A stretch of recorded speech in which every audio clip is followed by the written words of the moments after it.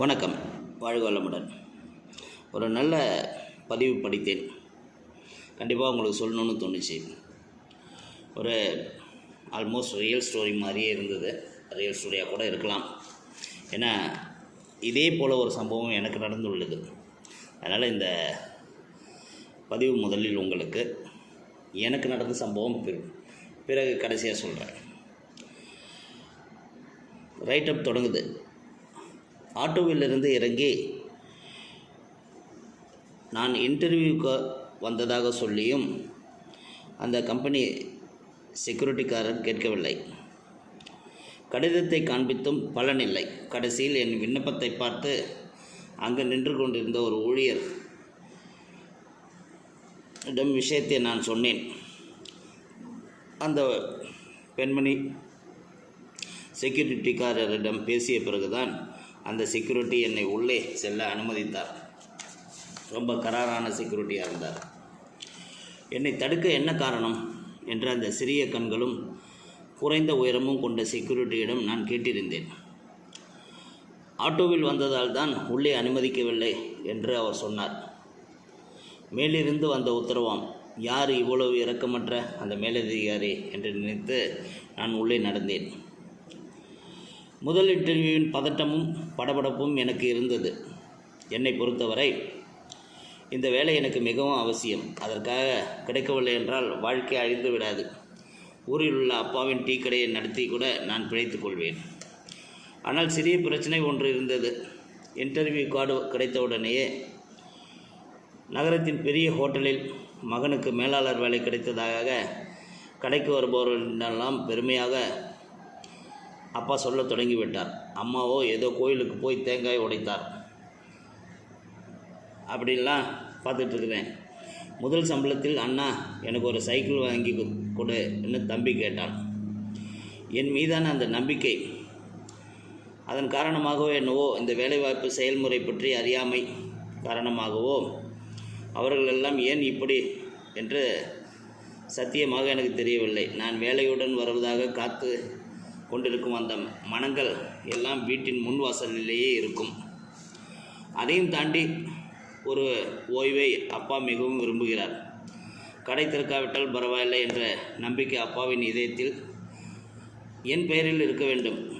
எவ்வளவு என்று கேட்டால் ஒரு குடும்பத்தின் முழு பாரத்தையும் தாங்கி ஒரு மனிதனால் வாழ முடியும். I have an interview appointment ரிசப்ஷனில் சென்று சொன்னபோது விண்ணப்பதாரர்கள் காத்திருக்கும் ஹாலுக்கு போக சொன்னார்கள். அங்கே அதே வேலையை எதிர்பார்த்து 20 பேர் பொறுமையின்றி காத்திருந்தனர். அதில் நானும் ஒரு காத்திருப்பவனாக அமர்ந்தேன். அப்போ தான் இன்டர்வியூ செய்ய உள்ளே இருக்கும் குழுவில் அந்த ஹோட்டலின் உரிமையாளரும் இருக்கிறார் என்று அருகில் இருந்தவர் என் காதில் ரகசியமாக சொன்னார். ஓ அப்படியா என்று சொல்லி நான் கொஞ்சம் அசைந்தேன். வரிசைப்படி தான் உள்ளே அனுப்புகிறார்கள் என்று தெரிந்ததும் நான் வெளியே வந்துவிட்டேன். எப்படியும் 1 மணி நேரம் ஆகும் என என் முறை வருவதற்கு நான் நடந்து மீண்டும் அந்த செக்யூரிட்டிக்காரர் பக்கமே வந்தேன். இந்த முறை பார்த்ததும் அவர் எனக்கு சலாம் காட்டினார். நாங்கள் பேசினோம். பேச மனிதத்தன்மையற்ற ஒரு பாவமான மனிதர் அவர் என்று எனக்கு தோன்றியது. அவர் நேபாள் தேசத்துக்காரர். மலையாளம் மற்றும் இந்தி பேசுகிறார். 2.5 வருடமாக வீட்டிற்கு போகவில்லை. என்ன காரணம் என்று கேட்டபோது 2 நாட்களுக்கு மேல் இங்கு விடுப்பு கிடைக்காதாம். மேலும் அவரை பற்றி கொஞ்சம் தெரிஞ்சுக்கிட்ட போது அவருக்கு விதவிதமான மன உளைச்சல் இருப்பதாக எனக்கு புரிந்தது. அவர் ஒரு இயந்திரமாக மாறிவிட்டார். வாழ்க்கைகள் எல்லாம் கிட்டத்தட்ட இப்படித்தான் இருக்கின்றன. இப்படி வேலையில் மூழ்கி மனம் ஒரு மெழுகுவத்தி போல அணைந்து போகும். தன் குடும்பத்தின் நல்ல வாழ்வுக்காக தெரிந்தே அடிமையாகுபவர்களுக்கு இந்த உலகம் நிறைய பேர், அடிமைப்படுத்தக்கூடியவர்கள் நிறைய பேர் இருக்கிறார்கள் என்பதற்கு அந்த நேபாளியார் ஒரு சான்று. வருடத்தில் 1 வாரம் கூட குடும்பத்துடன் செலவிட முடியாவிட்டால் அப்புறம் என்ன வாழ்க்கை? இருக்கும் வேலை போனால் வேறு ஒன்று கிடைப்பது மிகவும் கடினம் என்ற உண்மைதான் மனிதர்களை இப்படி ஆக்குகிறது. நானும் அடிமையாக வந்தேனா என்று எனக்கு சந்தேகம் ஏற்பட்டது. மீண்டும் அந்த இன்டர்வியூ ஹாலுக்கு நான் நடந்தேன். நடக்கும்போது வேலையுடன் சற்றும் சம்பந்தமில்லாத வேறு எதையோ சிந்தித்து கொண்டிருந்தேன். எங்கேயும் ஜெயித்து வரும் மகனின் மேலாளர் வேலையையும் கனவு கண்டு ஒரு குடும்பம் அங்கே காத்து கொண்டிருக்கிறது என்று நான் நினைக்கவே இல்லை. நினைத்தாலும் அதற்கு பொருத்தமில்லா இன்டர்வியூக்காக இங்கு வந்த படப்படப்புகள்லாம் நம்பிக்கையுடன் காத்திருக்கும் குடும்பங்கள் இருக்கின்றன என சிந்தனையில் முழுவதும் அந்த நேபாள் மனிதர் பற்றியதாகவே எனக்கு இருந்தது. ஷியாம் என்ற என் பெயரை கூப்பிட்டார்கள். ஆளுக்குள் வந்ததும் வெகு விரைவிலேயே என் முறை வந்தது. கோப்புடன் நான் உள்ளே நுழைந்தேன். கேள்விகளுடன் 4 பேர் இருந்தனர். என் சான்றிதழ் அனைத்தையும் சரிபார்க்கும் இடையே ஒருவர் என்னிடம் பயமாக இருக்கிறதா என்று கேட்டார். அதற்கு நான் ஏன் பயப்பட வேண்டும் என்று திரும்ப கேட்டேன். அது அவருக்கு பிடிக்கவில்லை. உங்களிடம் இருப்பதாக தோன்றும் மிகச்சிறந்த குணம் என்ன?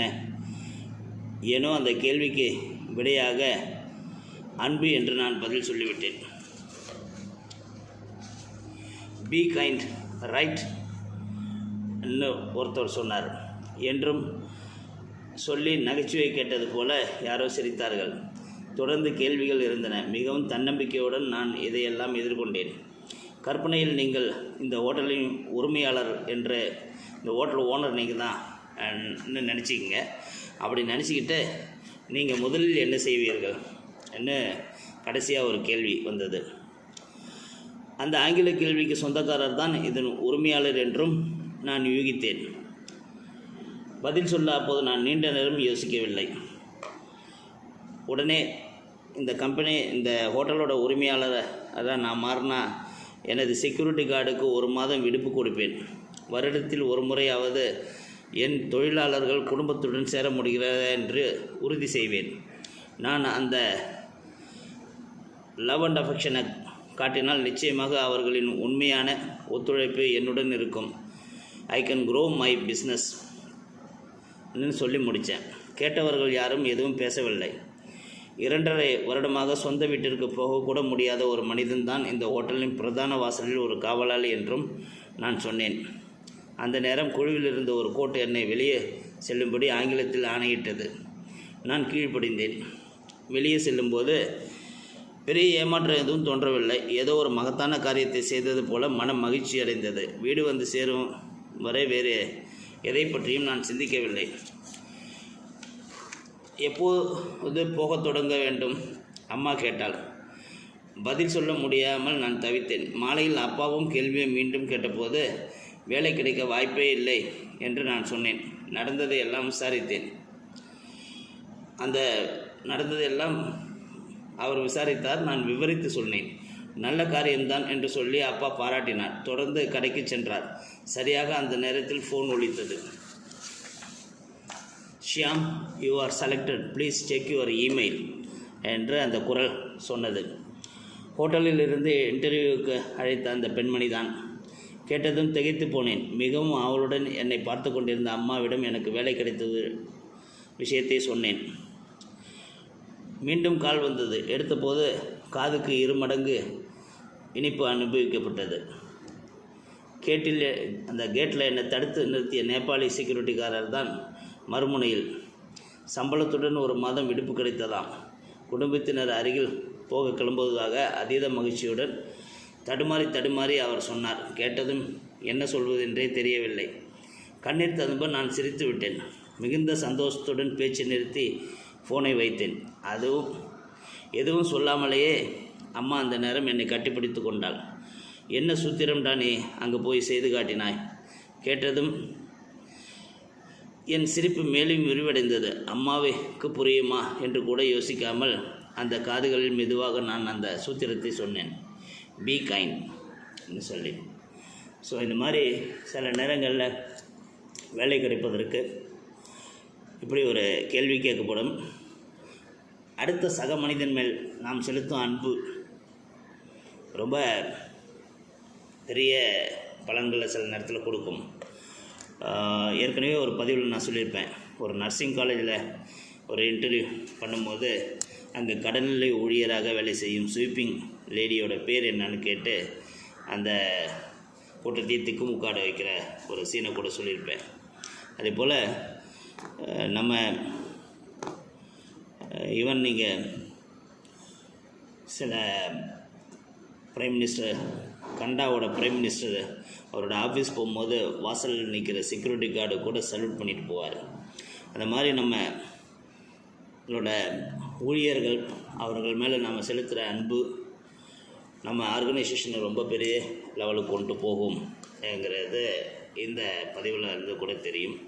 சரி, நான் எனக்கு நடந்த சம்பவத்தை சொல்லணும்னு சொன்னேன் இல்லையா. ஒரு 15 வருடங்களுக்கு முன்பு ஒரு இன்டர்வியூவுக்கு நானும் இந்த மாதிரி போயிருந்தேன். டெல்லியிலேருந்து வந்திருந்த பெரும் அதிகாரிகள் 2 பேர், இங்கே பாண்டிச்சேரியிலேருந்து ஒரு 3 பெரிய நபர்கள், ஒரு 5 நபர்கள் சேர்ந்து இன்டர்வியூவுக்கு நாங்கள் 4 பேர் போயிருந்தோம். அந்த 4 பேரில் என்னோட நல்ல குவாலிஃபைடும் கண்டிப்பாக அவங்க தான் செலக்ட் ஆவாங்கங்கிற சூழ்நிலையில் இருந்த 4 பேரில் 2 பேர் ரொம்ப குவாலிஃபைடு, என்னோடய மெச்சூரிட்டி லெவல் அதிகம், அவங்க தான் செலக்ட் ஆவாங்கன்னு நினச்சேன் ஒரு மேனேஜர் போஸ்ட். ஃபஸ்ட்டு ஒருத்தர் போய்ட்டு வந்தார், அப்புறம் ஒருத்தர் போய்ட்டு வந்தார், 3வது நான், எனக்கு அப்புறம் ஒருத்தர். ஸோ நான் 3வது உள்ளே போகிறதுக்கு முன்னாடி கொஞ்சம் ரெஸ்ட்லெஸ்ஸாக இருந்தேன். காரணம் இந்த இன்டர்வியூ இல்லை, நான் ஒரு கம்பெனியில் அப்போ ஒர்க் பண்ணிகிட்டு இருந்தேன்.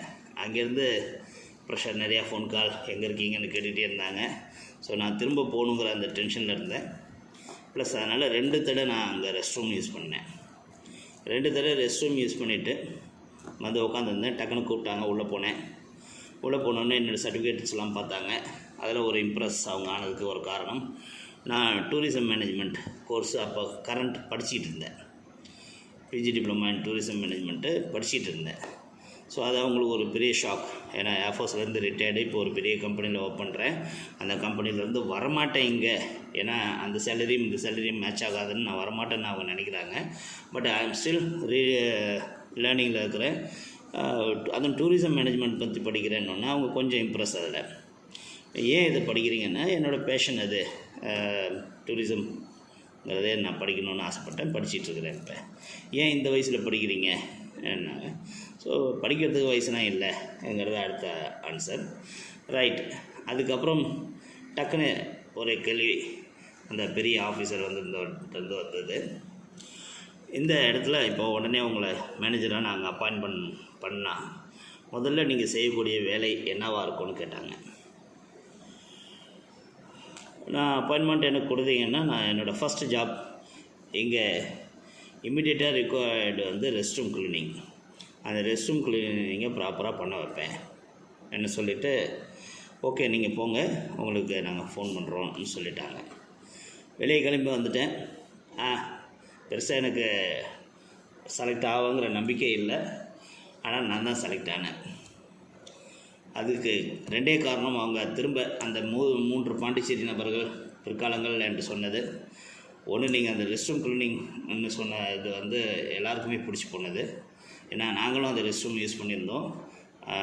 அதை நீங்கள் அப்சர்வ் பண்ணியிருந்தது எங்களுக்கு ரொம்ப பிடிச்சிது. 2வது, இந்த அக்காமடேஷனில் ஃபஸ்ட்டு பார்க்க வேண்டியது க்ளீனிங் அண்ட் ஹைஜீன்.